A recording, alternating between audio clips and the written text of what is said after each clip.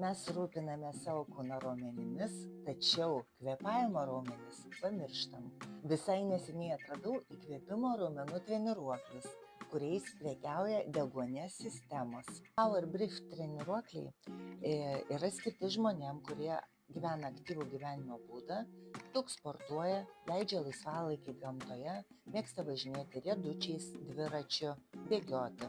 Įkvėpimo treniruoklis labai patogus tuom, kad jį galima turėti automobilyje, turėti rankinėje, darbo vietoje 2 kartus dienoje po 30 įkvėpimų ir jau po mėnesio turėsite puikius rezultatus. Mėnesį panaudojus Power Brief treniruoklį 35% padidėja kvėpavimo raumenų jėga, 30% sumažėja dusulys, 22% pagerėja fizinio krūvio tolerancija ir 20% pagerėja gyvenimo kokybė.